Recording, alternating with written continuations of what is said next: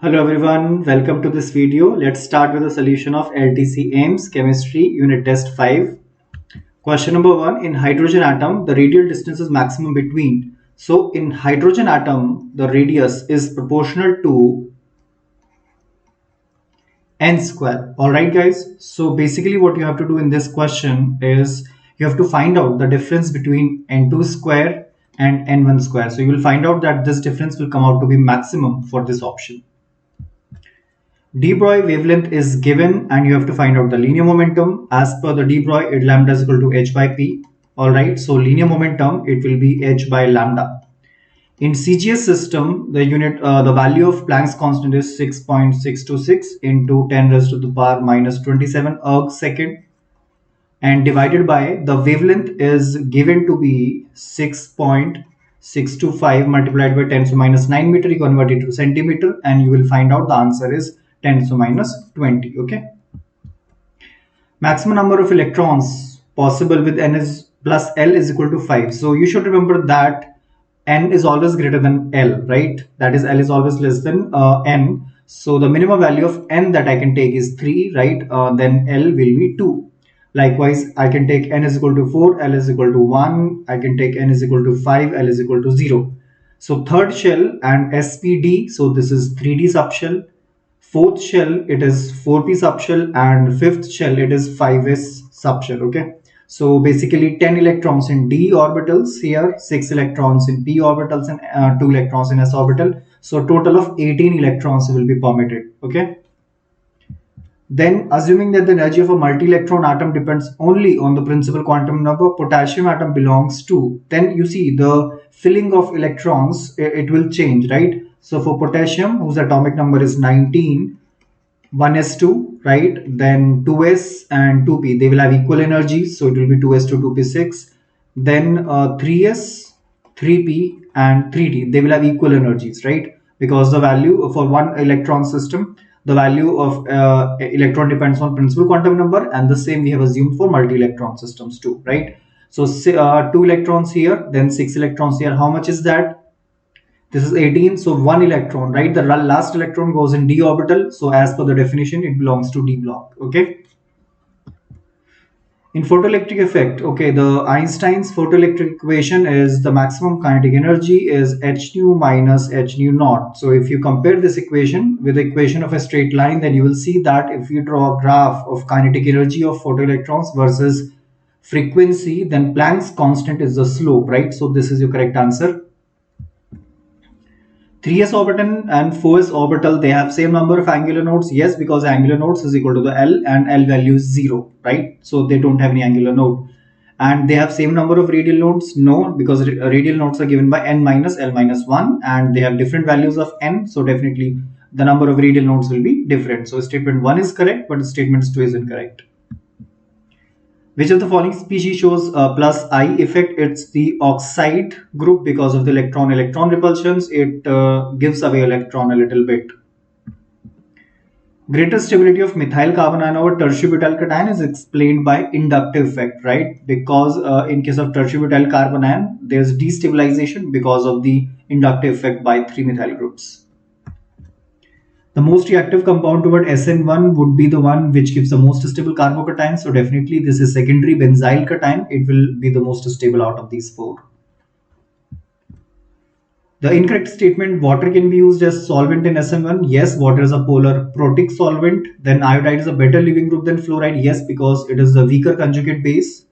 Then the product of SN2 reaction is enantiomerically pure if there is chirality in the product, right? So it is not a reciproc mixture. And methyl carbanion is a stronger base than amide. Yes, that is true. So the incorrect statement is third. You have to match. Okay, so if I talk about NO2, then it shows minus I and minus M. So A matches with third. So that is the correct option. You can see all of them, right? So that is how it will be. How many of the following species can act like nucleophiles? Yes, alkenes are pi electron donors. Oxygen has 2 lone pairs. Cyanide has 1 lone pair on each. Carbon and nitrogen, and water also has 2 lone pairs, right? So except SnCl4, all of them can act as nucleophiles. Alcoholic KOH basically is a strong base. So if you use haloalkane with a strong base at high temperature, it will favor E2 mechanism, and then the major product will be this one, because the beta hydrogen will be removed, right? In this, this is even mechanism, right? Because polar protic solvent, and there will be a formation of carbocation. So initially, when you remove water from here, right? So you get a carbocation on the C1, but because secondary carbocation is more stable, so it undergoes 1,2 hydride shift, and the more stable secondary carbocation is formed, right? So basically, you get butene as a major product, right? Transbutene as a major product.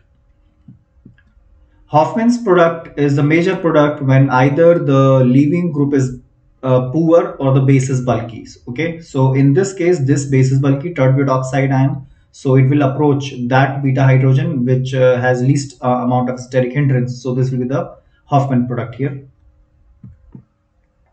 Aqueous KH favors substitution, whereas alcoholic KH, because it's a strong base and strong bases favor elimination over substitution. So this is the correct answer.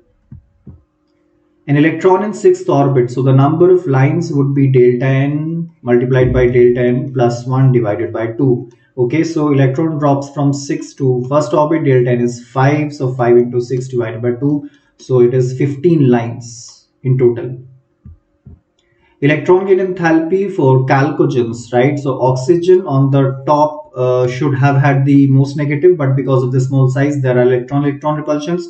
So in chalcogens, sulfur has the most negative electron gain enthalpy, right? So this would be the correct answer. Electronic configuration of these elements are given. You have to find out the least electronegative. Okay, so you should understand that electronegativity increases across the period but decreases down the group. So these are third period elements, these are second period elements, they will have lower electronegativity, and 3p5 will lie on the right side, 3p4 on the left side. So this is sulfur, this will have the least electronegativity. Okay. Nitrogen cannot show pentavalency. Yes, it doesn't have 5 valential orbitals. That is correct. Nitrogen cannot show positive plus 5 oxidation state. No, it can show as an HNO3, right? Boron cannot show plus 3 oxidation state. No, it can show, right? Because it is 3 electrons. But because the sum of 3 ionization enthalpies is very high for boron, it does not form B3 plus ion, right? So A and D, they are correct. The rest of the statements are incorrect. Fluorine and neon. Okay, so for fluorine, you will consider the covalent radius, but neon doesn't form a chemical bond. So we'll take the Van der Waals radius, which will definitely be higher. Okay, so this is the correct answer. All the following periodic properties increase across from left to right in the period, but atomic radius, it decreases in general, right? Beryllium and aluminum, they show diagonal relationship because they have similar charge to radius ratio, that is same polarizing power. So both statements are correct. Incorrect I statements you have to identify. Okay, so atomic weight of tellurium is less than iodine. No, tellurium has a little bit higher atomic mass. Melting point of eka silicon germanium, it is not low, it is high, around 1000 degrees Celsius. Then metallic character increases down the group, so this is correct. And the biggest group in the modern periodic table is third. Yes, because apart from the scandium, yttrium, lanthanum, and actinium, you should know that F block elements also come under third group, right? So the incorrect statements are A and B. Okay. Henry's law constant is inversely proportional to the solubility. So the gas with maximum solubility will have the least value of Henry's law constant, right? So because P is equal to KHX, so KH will be inversely proportional to X, inversely proportional to solubility. So vapor pressure, we are drawing the graph, right? So the variation of vapor pressure would be something like this: minus delta H divided by RT plus delta S by R. Is that clear, right? So basically, if you draw a graph log of P versus reciprocal of temperature, so the slope would be negative, right? And this is the correct answer. 12 gram of urea is dissolved in 180 gram of water. Relative lowering of vapor pressure, remember guys, it is equal to the mole fraction of the solute. So you basically have to find out the mole fraction of solute, right? So 12 by 60 divided by 12 by 60 plus 180 by 18, right? The mole fraction of urea, that will come out to be 1 by 51. Vapor pressure of a solution P naught, right? X solvent. That is a formula, that is a Raoult's law. Now the vapor pressure of the solution containing non-volatile solute is 40 mmHg. Okay, so What is the mole fraction of the solvent given here? Mole fraction of solvent is 0.8. So the vapor pressure of pure solvent, it will be 40 divided by 0.8. Okay. So in the next case, the vapor pressure of solution will be the vapor pressure of pure solvent, which is 40 divided by 0.8, multiplied by the next case, the mole fraction of the solute is 0.4. So the mole fraction of the solvent will be 0.6 because the sum is 1. So you can work it out. It will come out to be 30. Okay. All the following are single phased except smoke. It is a colloid. Rest of the mixtures are true solutions. Two liquids A and B form an ideal solution. Vapor pressure of pure liquid is 800 and pure B is 400. The mixture shows a vapor pressure equal to 720. So the mole fraction of A in the vapor phase. Okay. So we'll use Dalton's law of partial pressures, right, in Raoult's law, which will give us the total pressure of the solution will be P1 plus P2, right? The total vapor pressure of the mixture is 720, and the vapor we have to find out the mole fraction of A. Okay. So it will be 800 multiplied by XA plus the vapor pressure of pure B, which is 400, right? Pure liquid B is 400. So it is XB, but I can write it as XA. Okay. So this will be 800 XA and this will be 400 minus 400 XA. Is that clear? So 800 minus 400, it is 400 XA and it will be 320.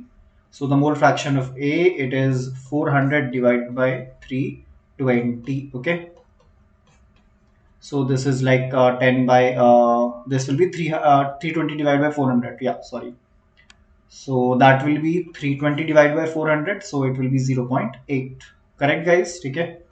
So it will be divided by this 0.8. Correct, guys? Okay. So the mole fraction of A in the liquid phase has come out to be 0.8. Fine. So the mole fraction of A in the vapor phase will be the vapor pressure of A divided by total pressure. So vapor pressure of A will be 800 multiplied by 0.8 divided by the total vapor pressure, which is 720. Is that clear? So you will you can calculate it out. It will come out to be 0.89. Okay. For a system at 300 Kelvin, change in enthalpy delta H is 150 kilojoule and the change in entropy delta S is 400. So the Gibbs energy will be delta G is equal to delta H, which is 150 minus T delta S, which is 300 into 400. To convert it in kilojoule, you will divide it by 1000. Okay. So that will give you 120. So it will come out to be plus 30. A process is non-spontaneous. Okay, so delta G is equal to delta H minus T delta S. You guys see if delta H is positive and delta S is negative. So this whole term is always positive and the process is always non-spontaneous. So this is the correct answer. Which of the following is a correct relation? This is a correct relation because delta G naught is equal to minus RT ln K, right? Delta G naught and ln of K, equilibrium constant. Absolute value can be determined from entropy using the third law of thermodynamics, right? For a process to be spontaneous, the correct relation is, you should know that for a spontaneous reaction, delta G should be negative and E naught cell should be positive. The incorrect statement is this, because emission spectrum is not always a continuous spectrum. It is a line spectrum, discontinuous spectrum. The velocity of electron revolving in certain orbit. Okay, so the velocity of electron, we know that it is 2.18 into 10 raised to the power 8 centimeter per second into z by n, right? Okay, this is given to be 7.27 into 10 raised to the power 7 centimeter per second. So basically z is 1 for hydrogen atom. You can find out the value of n. It will come out to be 3, and then the total energy of electron will be minus 13.6 divided by z square, which is again 1 square, divided by n square, which is 9. So this will come out to be minus 1.51 electron volt. Okay, so this will be minus 1.51 electron volt. An electronic transition in hydrogen atom is occurring from 4th to 2nd orbit. So the color of the spectral line would be teal, which is like green. So this would be the correct answer. In benzyl alcohol, OH group shows minus I, correct, but not plus M, okay, because there is a sp3 hybridized carbon.